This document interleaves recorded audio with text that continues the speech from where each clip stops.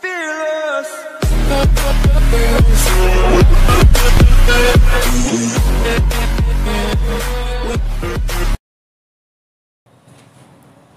Assalamualaikum warahmatullahi wabarakatuh. Selamat pagi saya ucapkan pada ibu dosen kita yang terhormat, yaitu Ibu Dr. Randa Haji Suharti Ningsih MPD, dan juga kepada teman-teman semuanya. Perkenalkan, saya Istiqomah dari kelas PAUD tahun 2019 Universitas Pancasakti Bekasi.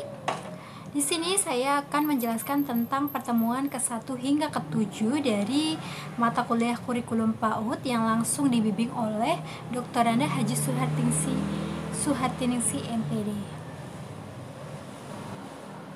Oke, kita belajar tentang konsep dasar kurikulum PAUD. Nah, kurikulum adalah seperangkat kegiatan belajar melalui bermain yang dapat memberikan pengalaman langsung bagi anak dalam rangka mengembangkan yang dimiliki oleh setiap anak. Ada macam-macam kurikulum.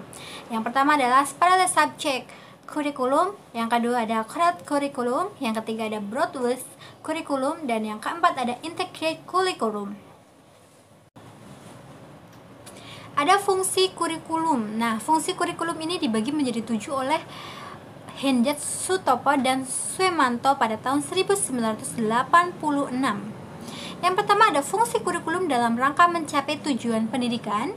Yang kedua ada fungsi kurikulum bagi anak. Yang ketiga ada fungsi kurikulum bagi guru. Yang keempat ada fungsi bagi kepala sekolah dan pembina sekolah. Dan yang kelima ada fungsi kurikulum bagi orang tua murid. Yang keenam ada fungsi kurikulum bagi sekolah pada tingkatan di atasnya. Dan yang ketujuh ada fungsi kurikulum bagi masyarakat dan pemakai lulusan sekolah.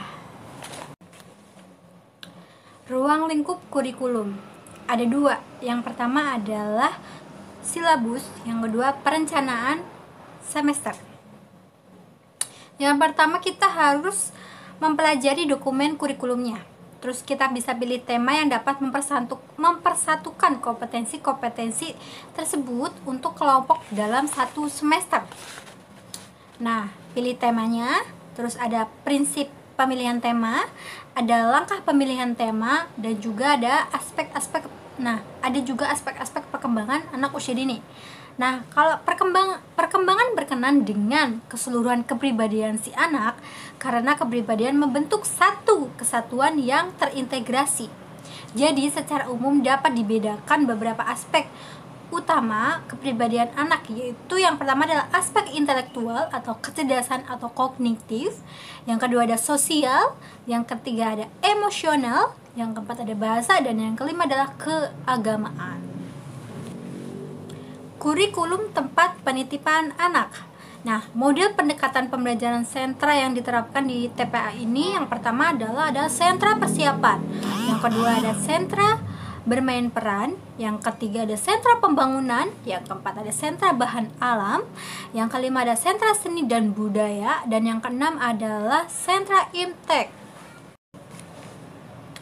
Kalau metode pembelajaran yang digunakan di TPA itu ada metode bercakap-cakap, ada metode tanya jawab, ada metode bercerita, dan juga ada metode pemberian tugas, ada metode karya wisata, ada metode demonstrasi, ada metode sosiodrama, ada metode bermain peran, ada metode eksperimen, dan ada juga metode proyek.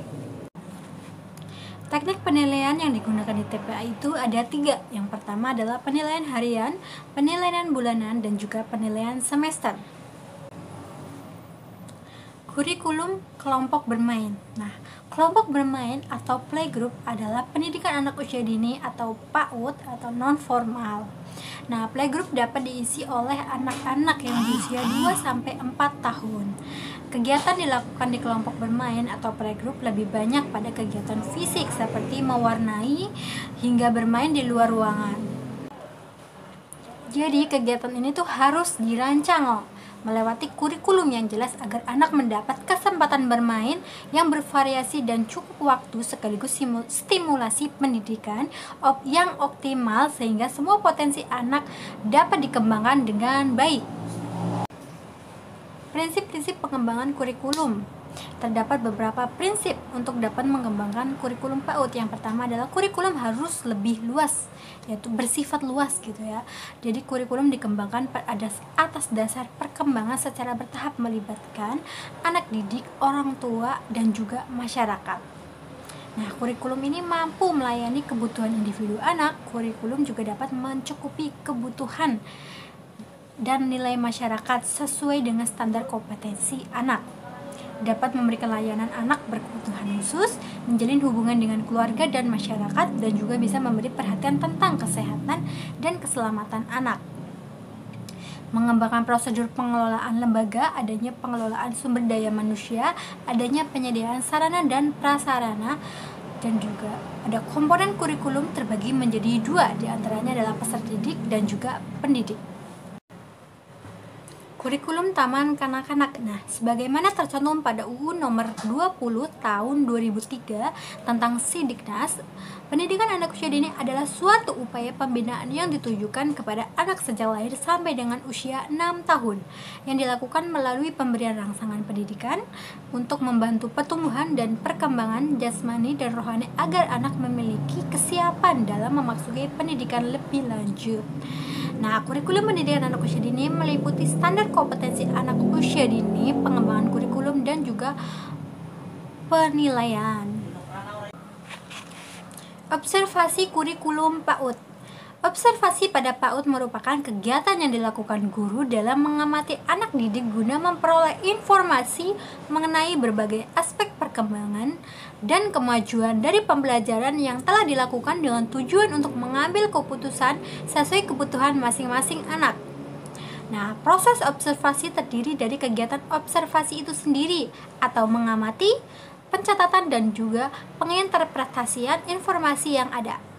Adapun pelaksanaan observasi memberi berbagai manfaat bagi guru yang berkaitan dengan kemampuan guru memahami anak, peningkatan pembelajaran, dan pelayanan pendidikan sesuai dengan kebutuhan masing-masing anak. Model pembelajaran adalah suatu rencana atau pola yang dapat digunakan untuk membentuk kurikulum. Nah, model ini bisa disebut dengan model kreatif atau kurikulum atau BCCT. Model ini seimbang antara bimbingan guru dengan inisiatif anak. Pembelajaran ini menekankan pada dukungan perkembangan minat anak, potensi, dan kekuatan anak. Nah, model center yang terbagi menjadi beberapa bagian sentra seperti model peran, bermain bola, dan sains. Prinsip kurikulum PAUD. Pengertian prinsip pengembangan pendidikan. Prinsip kurikulum diartikan sebagai aturan menjiwai pengembangan kurikulum. Prinsip tersebut mempunyai tujuan agar kurikulum yang didesain atau dihasilkan sesuai dengan permintaan semua pihak, yaitu anak didik, orang tua, masyarakat, dan bangsa. Sumber prinsip pengembangan kurikulum ada 4. Yang pertama adalah data empiris atau empirical data. Yang kedua ada data eksperimen, yaitu eksperimen data. Yang ketiga ada cerita atau legenda yang hidup di masyarakat atau folklore of curriculum. Yang keempat ada akal sehat atau common sense. Prinsip-prinsip pengembangan kurikulum ada 2, ada prinsip umum dan juga ada prinsip khusus. Nah, kita jelaskan yang pertama prinsip umum. Nah, prinsip umum ini ada 5. Yang pertama adalah prinsip relevansi, yang kedua ada prinsip fleksibilitas, yang ketiga ada prinsip kontinuitas, yang keempat ada prinsip praktis, yang kelima ada prinsip efektif. Nah, prinsip khususnya ada 5 juga. Yang pertama adalah prinsip berkenan dengan tujuan pendidikan. Yang kedua ada prinsip berkenan dengan pemilihan isi pendidikan. Yang ketiga ada prinsip berkenan dengan pemilihan proses belajar mengajar. Yang keempat ada prinsip berkenan dengan pemilihan media dan alat pengajaran. Yang kelima ada prinsip berkenan dengan pemilihan kegiatan penilaian. Alhamdulillah sudah selesai. Itulah hal-hal yang telah saya sampaikan dari mata kuliah kurikulum PAUD. Jika terdapat kesalahan dan kekurangan, mohon maaf sebesar-besarnya. Terima kasih untuk ibu dosen kita yang terhormat Dr. Ana Suhartiningsih MPD dan juga teman-teman yang sudah menonton video ini. Semoga bermanfaat untuk semuanya. Terima kasih. Wassalamualaikum warahmatullahi wabarakatuh.